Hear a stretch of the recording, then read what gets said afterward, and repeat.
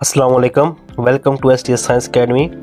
My name is Muzammil Ejaz Mughal और आज का हमारा टॉपिक है इक्वेशन ऑफ मोशंस क्लास 9। सबसे पहले तो हम देखेंगे स्पीड टाइम ग्राफ को, क्योंकि इक्वेशन ऑफ मोशन बेस करती हैं स्पीड टाइम ग्राफ के ऊपर। जैसा कि हमें पता है कि एक्सेलरेशन होती है change in speed divided by time. अगर हम स्पीड को चेंज करके डिवाइड यानी कि चेंज इन स्पीड को टाइम पे डिवाइड करें तो हमारे पास एक्सेलरेशन आ जाती है। यहाँ पर जो लाइन है ए बी, ये हमें एक्सेलरेशन इंडिकेट कर रही है। यानी कि एक बॉडी है जो ए से बी पर मूव कर रही है, वो एक्सेलरेशन प्रोड्यूस करेगी और हमने वो एक्सेलरेशन फाइंड करनी है फर्स्ट क्वेश्चन ऑफ मोशन में, और बाकी दो में हमने एरिया फाइंड करना है। सबसे पहले हमारे पास तीन टाइप की इक्वेशन ऑफ मोशंस हैं। फर्स्ट क्वेश्चन ऑफ मोशन में हमने acceleration in line A B find करनी है। सेकंड क्वेश्चन ऑफ मोशन में हमने total area by finding separate areas find करने हैं। थर्ड क्वेश्चन ऑफ मोशन में हमने फार्मूला इस्तेमाल करना है एरिया ऑफ ट्रेपीजियम का। सबसे पहले हम फर्स्ट क्वेश्चन ऑफ मोशन को देख लेते हैं। फर्स्ट क्वेश्चन ऑफ मोशन में हमारे पास ये ग्राफ दोबारा आएगा, क्योंकि इसी ग्राफ के अंदर जो लाइन है ए बी, हमने इसकी इक्वेशन फाइंड करनी है। सबसे पहले आप ये देखें कि ए से बी की जो लाइन है ये हमें पता है एक्सेलरेशन है, और हम एक्सेलरेशन को डिनोट करते हैं ए से। बी से डी की जो लाइन है इसको हम डिनोट करेंगे वी एफ से। बी से डी तक का डिस्टेंस वी एफ है, सी से डी तक का डिस्टेंस वी आई है, और बी से सी तक का जो डिस्टेंस है वो हमारे पास मौजूद नहीं। इसी तरह ओ डी या ए सी हमारे पास पी के बराबर है। अब सबसे पहले हमें पता है कि slope of line A B, इस लाइन की जो स्लोप है वो बराबर है एक्सेलरेशन के, और एक्सेलरेशन होती है change in velocity divided by time. इसलिए हमने बी सी को ए सी से डिवाइड किया, क्योंकि B C change in velocity को इंडिकेट कर रहे हैं और ए सी हमारे पास टाइम बता रहे हैं। जैसा कि हमने बात की थी कि बी डी का डिस्टेंस मौजूद है, सी डी का डिस्टेंस मौजूद है, लेकिन बी सी का मौजूद नहीं है। इसलिए हम बी डी में से सी डी को माइनस करेंगे, मतलब ज़्यादा में से अगर इसको माइनस करेंगे तो हमारे पास ये डिस्टेंस आ जाएगा। इसलिए हमने बी सी की जगह लिखा है B D minus C D, और ए सी की जगह हमने ओ डी लिखा है, क्योंकि हमें पता है रेक्टेंगल की दो अपोजिट साइड्स आपस में इक्वल होती हैं। इसलिए ओ डी की वैल्यू जो है वही वैल्यू ए सी की भी होगी। फिर हमने क्या किया है, बी डी की जगह हमने वी एफ पुट कर दिया है, सी डी की जगह वी आई पुट कर दिया है, और ए सी या ओ डी की जगह हमने टी पुट कर दिया। नेक्स्ट स्टेप पे हमने टी को दूसरी तरफ मल्टीप्लाई करवा दिया है। जो चीज़ एक तरफ डिवाइड हो रही होती है दूसरी तरफ जाके मल्टीप्लाई होती है। ये हमारे पास बन गई है A T equals to V F minus V I.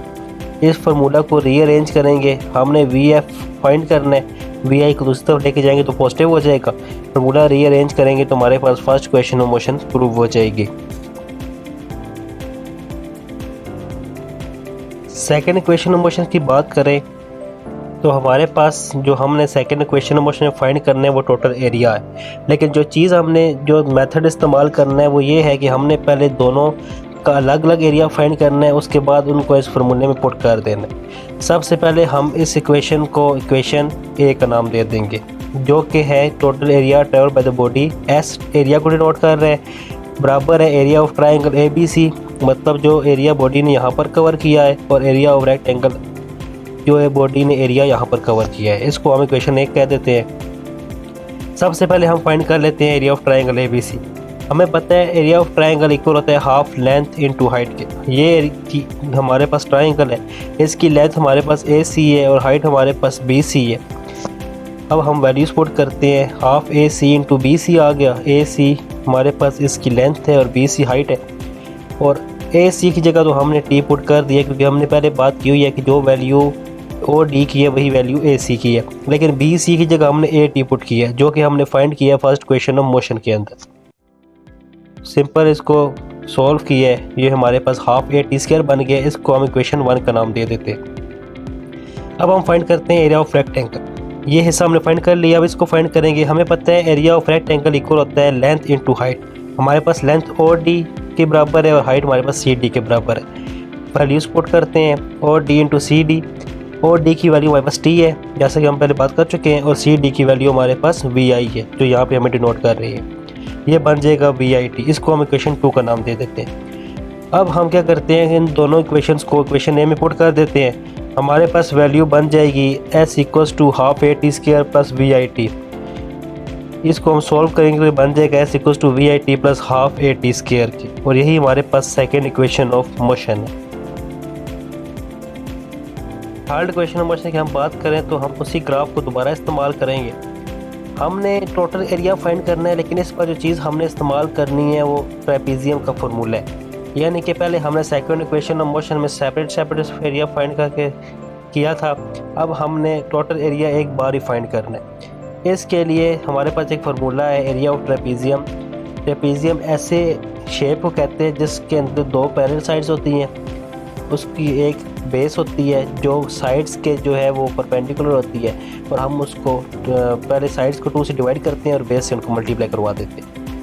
Area of trapezium के अंदर सम ऑफ पैरेलल साइड्स, यानी कि हमारे पास ये जो एरिया है ए बी डी और ओ, इस लाइन को हमने इग्नोर करना है। ये हमारे पास ट्रेपीजियम है, इनकी पैरेलल साइड्स ओ ए और बी डी हैं। हमें पता है पैरेलल साइड्स वो होती हैं जो 0 डिग्री में एक दूसरे के सामने आती हैं। इन दोनों के दरमियान 0 डिग्री है, लेकिन इस लाइन के दरमियान ओ डी और एस बी के दरमियान कुछ एंगल बन रहा है, इसलिए ये दोनों पैरेलल नहीं है। ये दो साइड्स हमारे पास पैरेलल है, तो ये दो पैरेलल साइड्स आ गई ओ ए और बी डी, और बेस हमारे पास है ओ डी।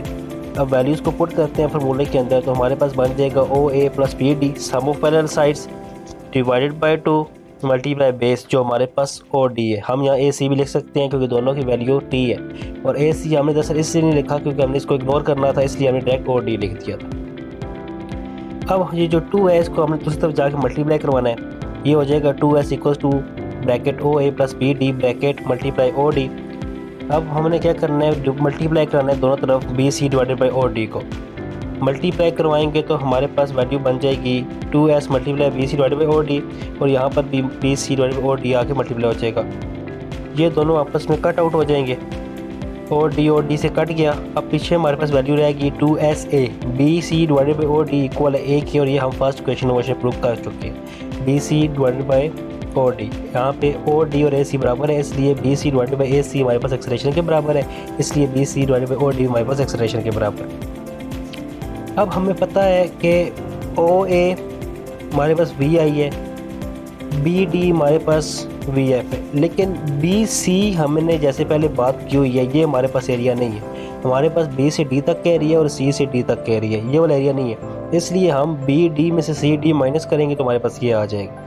अब सिंपल हम वैल्यूज़ को पुट करेंगे, ओ ए की जगह V I plus B D, O A की जगह हमने वी आई पुट कर दिया, बी डी की जगह वी एफ पुट कर दिया, यहाँ पे बी डी की जगह वी एफ पुट कर दिया, और सी डी की जगह हमने वी आई पुट कर दिया। सिंपल फार्मूला को रीअरेंज करेंगे तो हमारे पास इक्वेशन ऑफ मोशन प्रूव हो जाएगी। यहाँ पे जो इसकी वैल्यू है 2a प्लस बी डी की वो ये है, ये प्लस वाली वैल्यू इसकी है v f plus v i, और B D minus C D की वैल्यू ये है, ये वैल्यू आपस में क्रॉस आ गई है। तो ये हमारे पास थर्ड इक्वेशन ऑफ मोशन है। अगर वीडियो आपको अच्छी लगी हो तो मज़ीद ऐसी वीडियोस को देखने के लिए चैनल को लाइक करें, सब्सक्राइब करें और शेयर करें। किसी भी किस्म के क्वेश्चंस के लिए आप हमें रब्ता भी कर सकते हैं। Thank you.